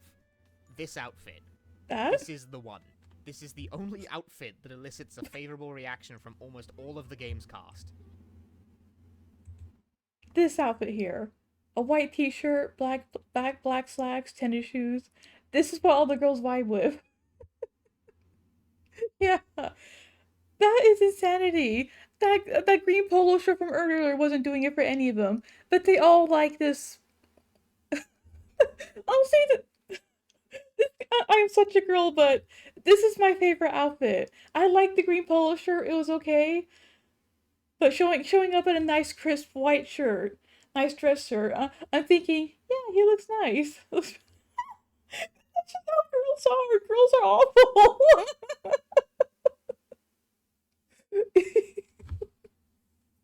The truth is, girls don't know what they want, right? You know, they want some guy who's interesting. So he shows up in the green polo, right? And then when she gets an interesting guy in a green polo, I don't know. Hey, Coach Kadika, you're back? Yeah, we're almost done with the video. About 20 minutes left, it seems. But it's been a wild ride so far. Just absolute how this game completely bombed all of its dating element aspects when it's supposed to be a dating sim. It's just crazy. I'm gonna save you some time if you choose to play this yourself. This outfit. This is the one. This is the only outfit that elicits a favorable reaction from almost all of the game's cast. This and the business suit for some reason. I spent pretty much the entire game from this point on alternating these The two outfits business because they're the suit only two too. that seem to work. The system has no That's regard for how girls location, so are. wearing a business suit to the beach is perfectly Welcome permissible. back, Coach You just Kadika. can't wear the same outfit too many times in a row. They decay in effectiveness over repeated use. Once again, I reiterate, I am convinced this system cannot possibly be working right. This has to be broken somehow. Regardless, I press on with taking Yukiko on various dates in an attempt to finally touch on the character writing in this game, but my attempts are stymied by two things. Firstly, Yukiko's just kind of a nothing character. She has absolutely no spice. It's a little hard to demonstrate, but there's just nothing going on here. Secondly, there's been a broad reduction in the number of character-specific events that help to flesh out a character's personality and quirks in favor of an abundance of minigames, like this bowling minigame. Minigames featured in the previous games too, but 3 has much more of them, and none of them are amazing. Yeah, that's what girls like. Business suits with sneakers. Oh, hey, Pikachus. Hey, good to see you. We're like 20 minutes for being away of a massive video essay about a really popular dating sim and how it was so bad it killed the entire genre. It's been wild so far because the general gist so far is that the first two games were pretty great, right? People liked them. But then the third game is an absolute mess, and we're in the middle of seeing why. Which isn't surprising, they're just little diversions to break things up. There's nothing on face value wrong with that. But the fact they seem to have actively replaced the usual character events with stuff like this kind of shitty air hockey game where I won because the puck got stuck endlessly bouncing back and forth in the center of the table Oh is a bit of no. a bitter pill to swallow. I think the post-date chats and hobby system is intended to make up for this a little by giving you theoretically more options, but as discussed earlier, it doesn't really pan out that way. Yeah, it doesn't really. Tokyo 3 has instead largely sectioned off all character-specific storytelling into a more conventional, visual novel-style route system, where once some threshold is crossed for character affection and stats, You'll end up on their route and will be treated to several scenes in sequence, possibly spread over a few in-game months involving them. There are pros and cons with this approach compared with the more spontaneous, event-driven storytelling of previous games. Mostly cons, if you ask me. But in the interest of fairness, it does theoretically allow for the developers to craft a tighter narrative arc for the characters when you can reliably predict in what That's order one small bonus, and yeah. roughly how far apart the player is going to see a given set of scenes. The downsides are numerous, starting with the fact that it reduces the spontaneity of an individual playthrough. It feels a lot less like you're creating your own story, where the order of events witnessed or whether some are even seen at all is down to player decisions. Tokyo 3's style is significantly more linear, and it means a playthrough of any given character is likely to feel pretty similar between different people. The other major that downside sucks. is the specific way it's been implemented. I said earlier that when you level up, you trigger an event. Story events like this are included in that, and in fact take priority over all else. If you activate a story event, you will not receive the walking home events until the story has run its course. This is one of the major reasons it's so important to get the phone number situation under control at the earliest opportunity. Because if you end up activating a character story while a different girl is slowly brewing a bomb, you will have no options because the story will That's take rough. priority. Also, I said the advantage of this system is the predictable pace the designers can rely on to. Yeah. Oh, Pikachu's. We're talking about the game. Tokimeki Memorial Free. Have you heard of Tokimeki Memorial? You've probably seen the characters at least, if you haven't seen the game itself. Yeah, probably not. You know, it was world famous in Japan. Dole out the story, but even this isn't really true because events don't trigger at all during, say, summer vacation when school isn't in session. Which means if school breaks for the holidays in the middle of a story chain, then it just gets put on pause for a while, utterly killing the flow. A That's related rough. flaw of tying the event progression to level ups is that if you go in very hard on leveling too early, it is quite possible to screw yourself by making it take ages to level when you do finally get onto a character route. Because obviously, it takes more time to level up the higher level you already are, ruining the pace. And it's very Yeah. easy to level up quickly in this game, and unless you look it up ahead of time, you don't really know that the stat requirements for seeing endings is mostly not that demanding in this game. So if you play in a min-maxing way, it'll bite you here. Very frustrating. But all of this isn't necessarily a fatal problem if the storytelling is well done. So now we start getting to the meat and potatoes of why people did not like Tokimeki Memorial 3. Oh, here we are. Everything I've described so far might make the game sound dire, and yeah, make no mistake, all the mechanical problems outlined do make the game a pain in the ass to get your head around and severely impacts the pacing and general ease of play, but it can all be learned and adapted to.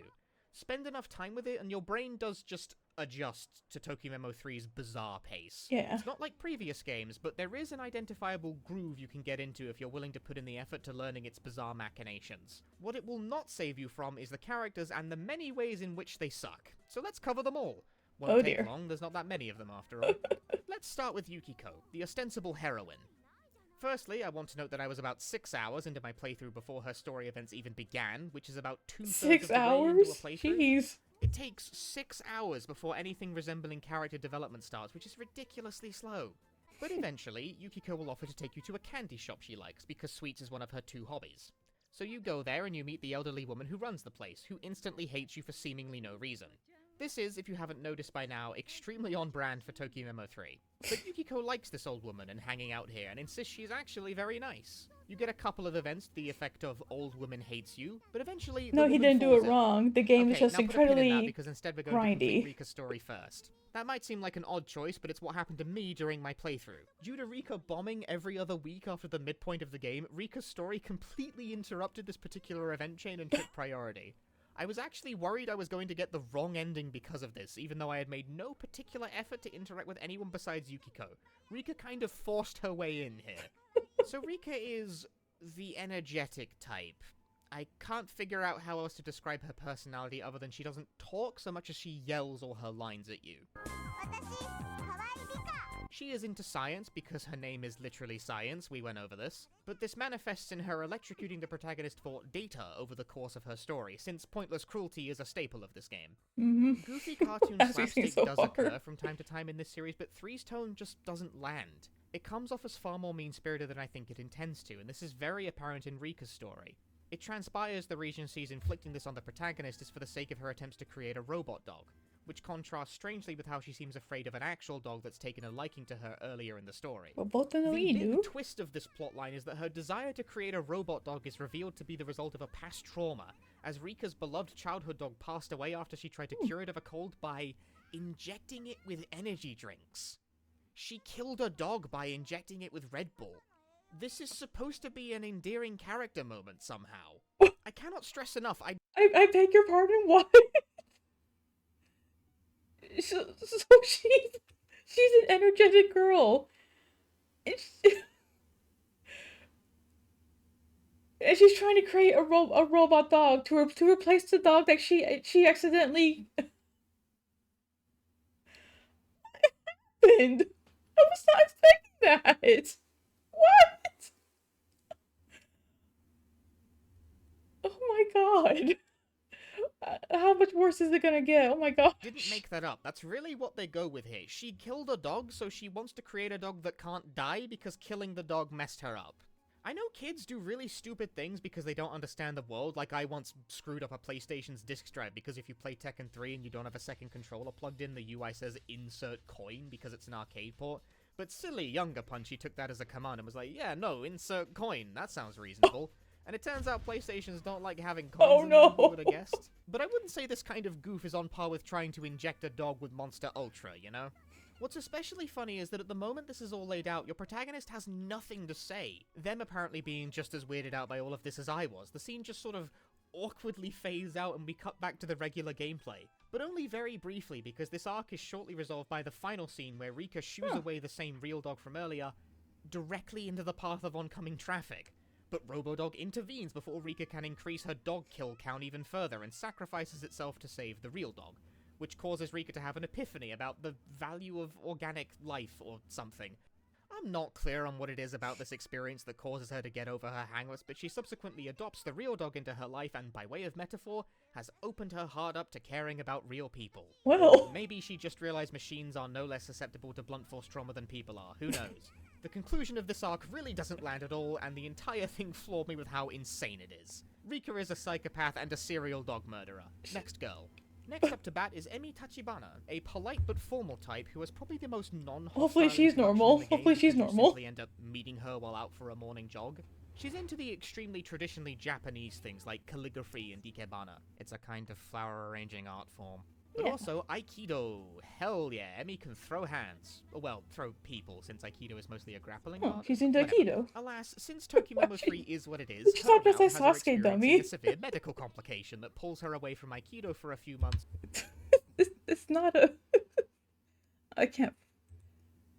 It's more akin to like she's wearing a hakama, silly. It's a hakama. Not. It's not. She wasn't dressed like Sasuke, you dummy. She's wearing a hakama and a kimono shirt. She's cosplaying her own culture. Her own Japanese culture. She's cosplaying her own culture. Pikachu's go home, you're drunk.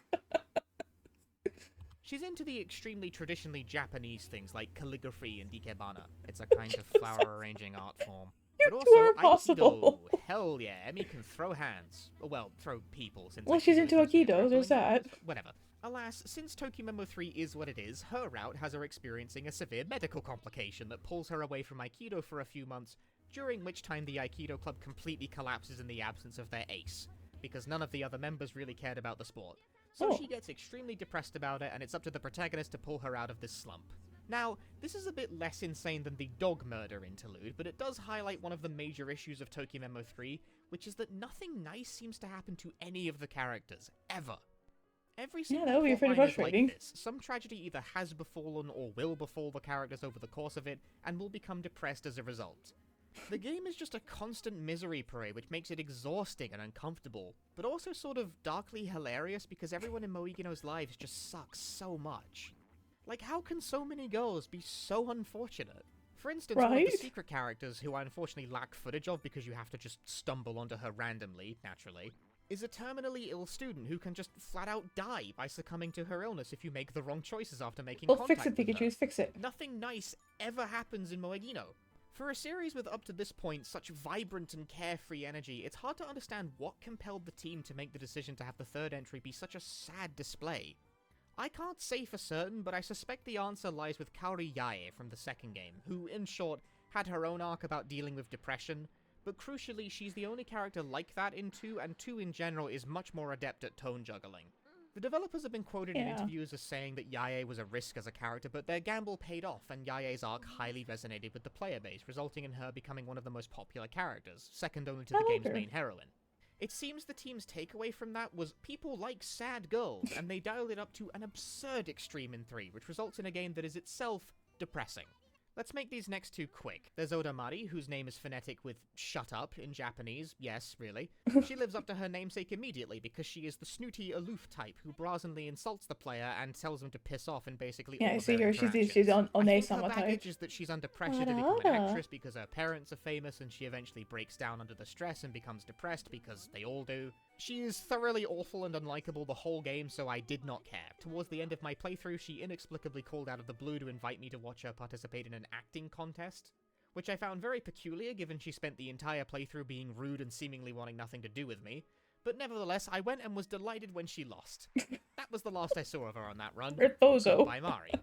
Enter Shinjo Serika, who I barely have any footage of owing to her random appearance criteria. She's a different kind of aloof loner type who will not infrequently stand you up on dates and not really offer a good explanation for this, which, much like a lot of things in this game, makes her seem like kind of a dick. But her deal turns out to be that her parents were kidnapped by the government as leverage against her because she is supernaturally gifted and fights demons across Japan at night.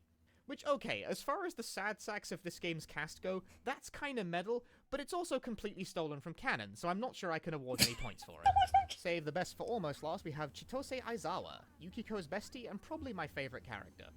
She does, however, introduce herself in a very Tokimemo 3-esque way by openly messing with the player character. Can I ask you some questions?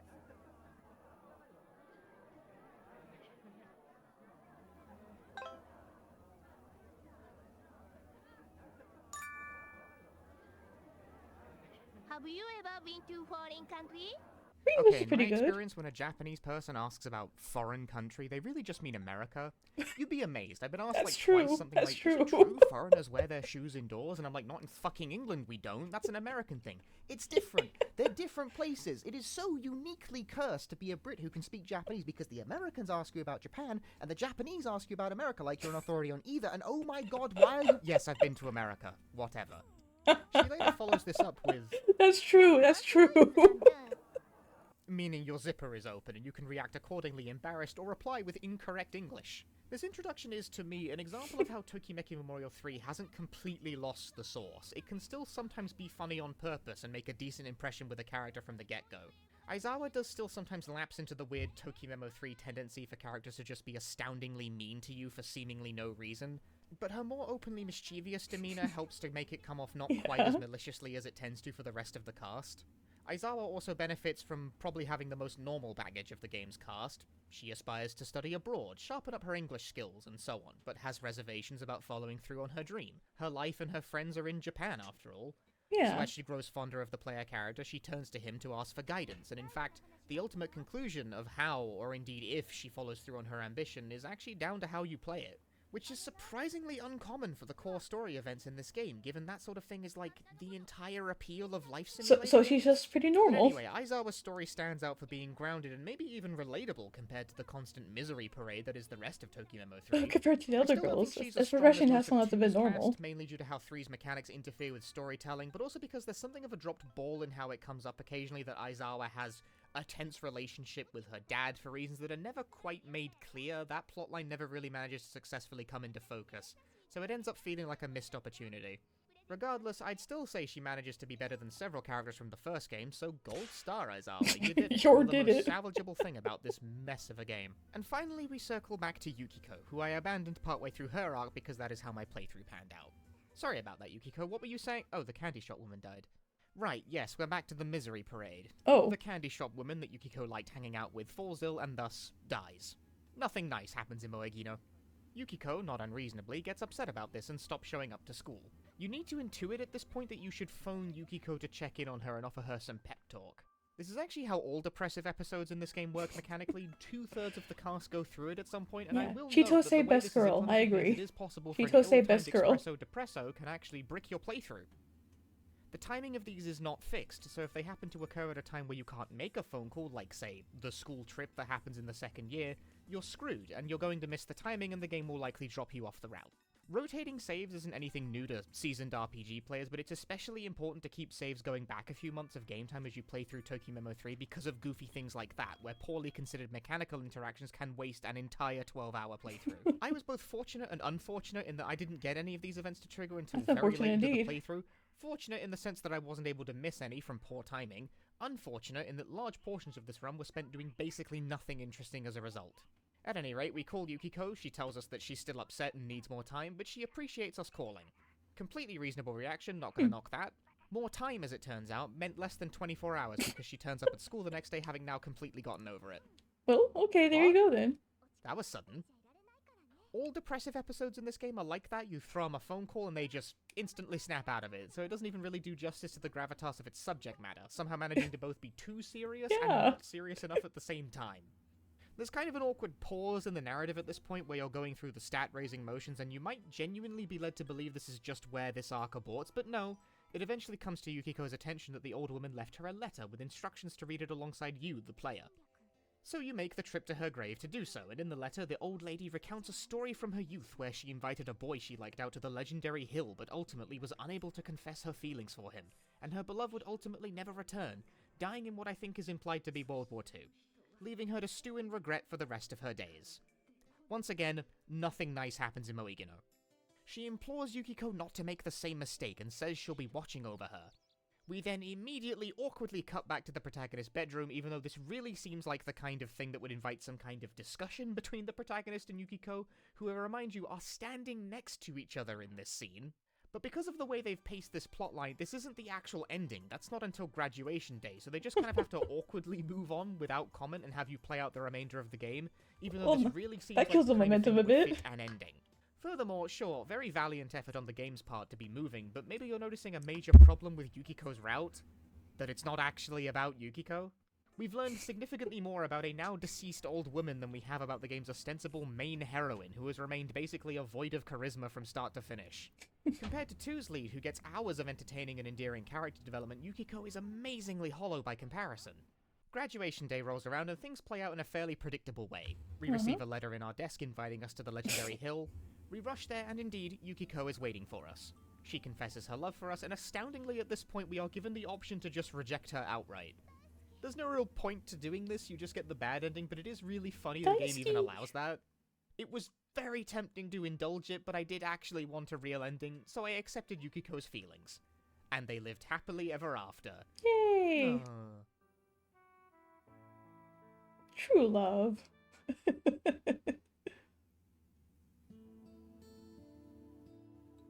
So that was Tokimeki Memorial 3, an absolute Wow. hot mess of a video game, as I'm sure you have very much understood by now.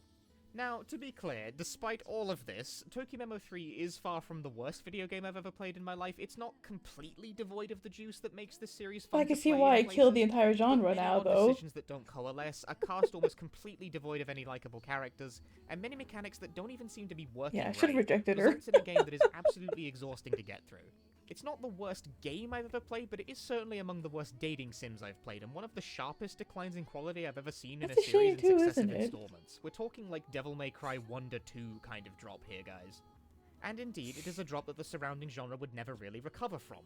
Mainline Tokimeki Memorial would go dormant after this game for an extremely long period of time, and while the spin-off Girl Side games produced alongside 3 would be a minor hit for Konami, would keep the series alive in some form for just a little while longer, but the big-budget console dating sim would largely stop existing after the PS2.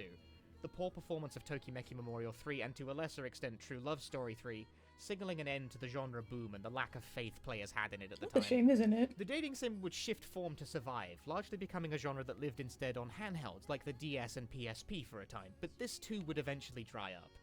Tokimeki Memorial would see one last mainline installment in 4, released for the PSP in 2009, and this game, despite being quite good, was not a comeback a for the fourth one. series.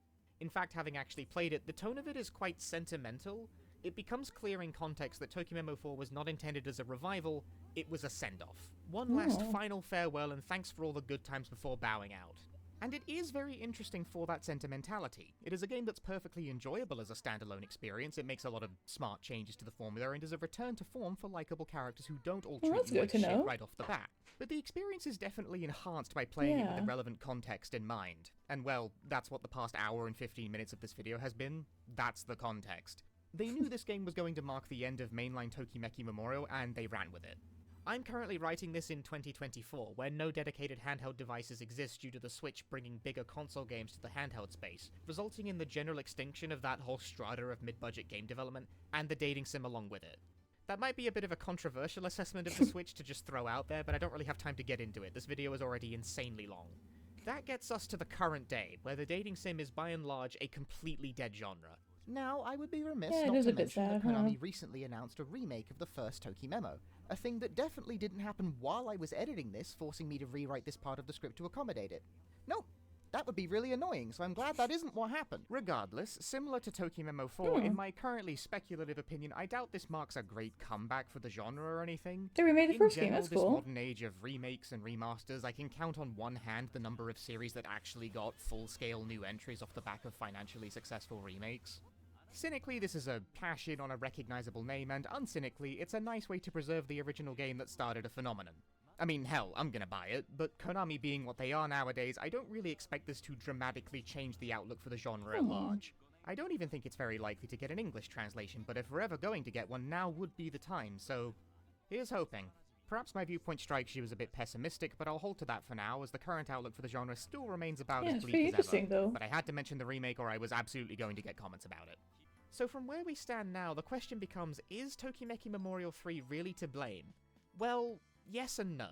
Yeah, No single that's game, fair, no that's a matter fair how assessment. profoundly bad, could truly be responsible for killing an entire genre, and I'm sorry for clickbaiting you. If you made it this far and are upset by my ruse, I am truly sorry. But in a sense, It was still a yes. good watch, though. We can't see the road not taken, but Tokimemo 3 was definitely responsible for a broad loss of confidence in the genre and its own series among publishers and players. Had Tokimemo 3 had more time to bake and come out a stronger product, it's completely possible it could have at least been a modest hit and kept the genre viable for at least one more console generation. It could maybe Yeah, have that's survived long true. enough for them to test the waters with translating for an international market. Who knows how it could have shaken out? I think in a highly idealistic best case scenario, there is a timeline where things could have worked out. Now, in my speculative assessment, I think the pressures of HD development bearing down would likely have eventually forced the genre down the path it did regardless, but had Yeah, Tokimemo 3 probably. not imploded the way it did, it might not have met such a sudden and ignoble end. Oh, gotcha, The and dating patient was sims. most likely terminal, but That's 3 true. didn't The catch RNG memo that element it's needs to be still taken out of considered it. generally impolite to stab the terminally ill. And it is a shame the story has the ending it does, particularly because this genre largely died before it ever really managed to make it out of Japan.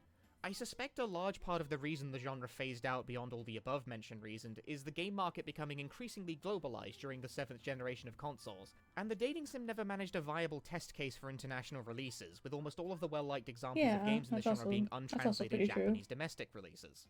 Companies obviously prefer to invest time developing something they can sell to more people, after all. The story of the dating sim is by and large the same story a lot of interesting games released during the PS1 days experience. Being forced out of existence by the rising cost of development stymieing genre experiments like the original Tokimeki Memorial. Not to drop this video into extremely boomer modern game bad kind of talk, but I do think it's pretty readily observable that we see significantly less genre variety out of modern AAA game development compared to the more experimental and That's also wild very days of true. PS1 and PS2.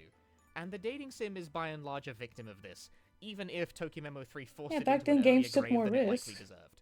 Nowadays, indie games have risen up to pick up the slack and fill the gap that big-budget game development left behind, but the dating sim hasn't managed to be one of those genres. Partly because indie devs make games inspired by things they like, and there aren't exactly many indies inspired by Tokimeki Memorial 2. Western literacy regarding the genre remains extremely poor even to this day. We largely never had a chance, with all the best games being untranslated and all. In Western discourse, people still have a habit of using dating sim and visual novel interchangeably, even though Yeah, they're really very not, different. which is why I had to spend the first entire 10 minutes of this video explaining what kind of game I was even talking about, and I'm willing to bet people are still going to get confused about this in the comments. I don't expect this video to solve this particular problem. The genre is still regarded as a joke, where even the relatively sincere attempts seem to think they have to start from some kind of quirky premise because despite best efforts, they just can't shake off the idea. Mainly because Hatoful Boyfriend seems to have broken everyone's brains. Probably the only sincere and not Yeah, that's joke premise true. indie dating It's sim also I've played are the true. pair of Magical Diary games. It's slim pickings out here, man. And it's weird to me that this is a space left unfilled. Everyone seems to love romance in their Bald Man's Gate 3 and their Stone Dew Valleys or whatever. It's not that Westerners are chronically unable to comprehend romance in video games, just for some reason you have to Trojan horse it into a bigger RPG or a farming simulator, like putting medicine in dog food so they don't notice. Romance is perhaps the most common genre of media in general the world over, in basically every medium except video games for some reason. The time is right for someone to take a Yeah. big swing here, I think. It's a market that's been untapped People are since too the afraid to 90s, be and I don't think anything sincere. about these games' appeal is impossible for a modern audience to understand.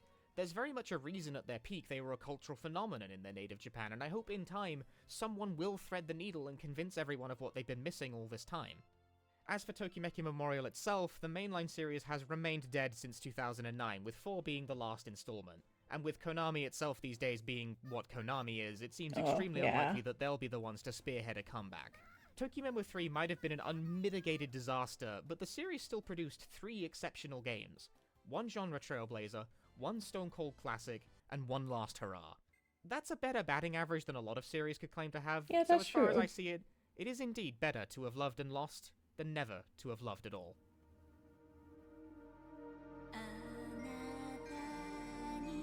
That was a really great video. What a great breakdown of it all.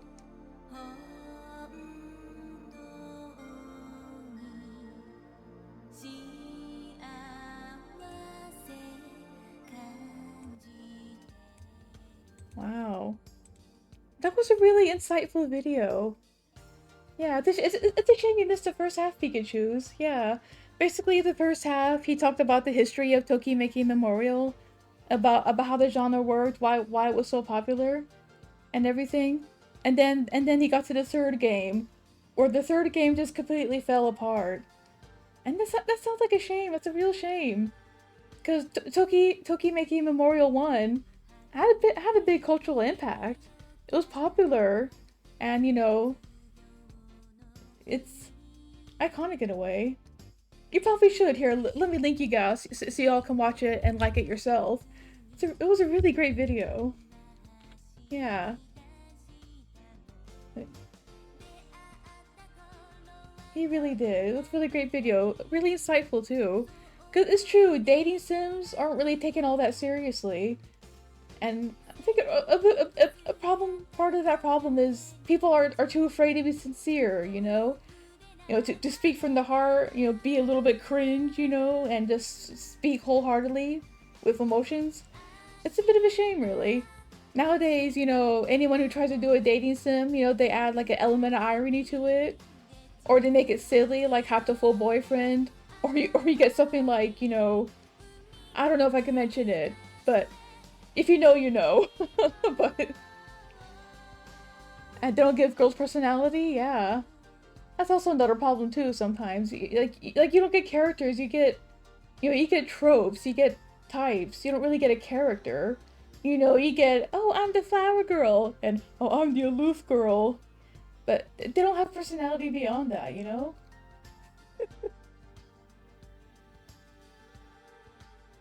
Yeah, be sure to check out this video, watch it yourself, give it a like, and give us some support.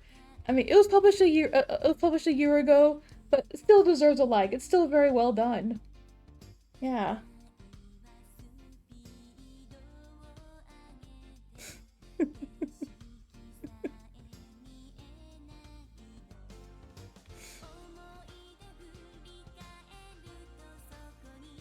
Yeah.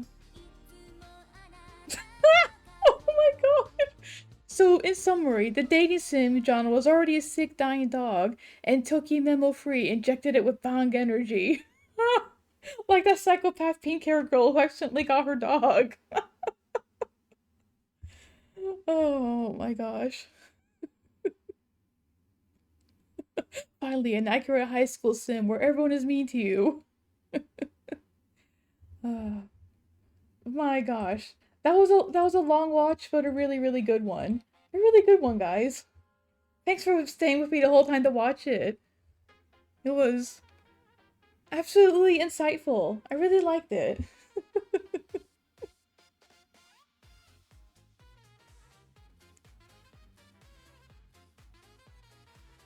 So Red Bull killed the genre. It's Red Bull's fault.